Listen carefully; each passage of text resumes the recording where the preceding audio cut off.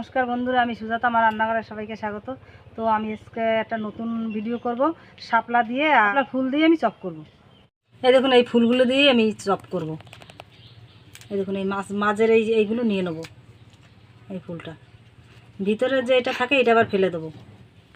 এই পাপড়িগুলো আমি ছিঁড়ে নিয়ে নেবো, এটা এরকম করে। ফুল আমার বাছা হয়ে গেছে।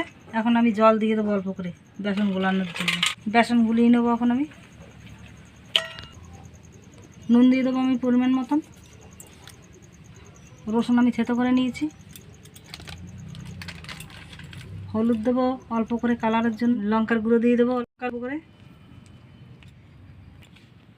এখন আমি এই গুলিয়ে নিচ্ছি, এরকম করে ঘন করে নিয়েছি এতটা।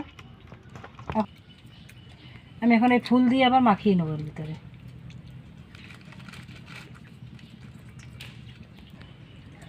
মাখিয়ে নিচ্ছি এখন আমি। কি ভালো লাগছে দেখতে, দেখুন।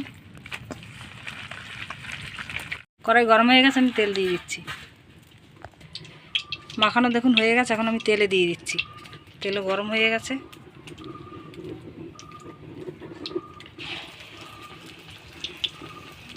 এই দেখুন হয়ে গেছে। আমি এখন উল্টিয়ে দিচ্ছি। আর কি সুন্দর হয়েছে, খুব সুন্দর লাগছে দেখতে, দেখুন। এই দেখুন হয়ে গেছে, তুলে নিচ্ছি। কি সুন্দর হয়েছে দেখুন। সব কটা ভাজা হয়ে গেছে, আমি এখন তুলে নিচ্ছি। শাপলা ফুলের পকোড়া রেডি। দেখুন কত সুন্দর হয়েছে, আর খুব মুচমুচে হয়েছে, আর কি সুন্দর লাগছে দেখতে। নাও খাও। খুব সুন্দর হয়েছে, আপনারাও বানিয়ে খাবেন। আপনার ফুল দিয়ে এরকম পকোড়া বানানো যায়, কেউ ভেবেছেন? দেখুন কতটা মুচমুচে হয়েছে, হাতেই বোঝা যাচ্ছে যে কতটা মুচমুচে হয়েছে। খুব সুন্দর হয়েছে। আর এরকম আপনারাও তৈরি করে খাবেন। কোনোটাই ফেলানো যায় না জিনিস, সবই তৈরি করলে সবই খাওয়া যায়। ভিডিওটা দেখে যদি ভালো লাগে, লাইক, কমেন্ট, শেয়ার, সাবস্ক্রাইব অবশ্যই করে দিন।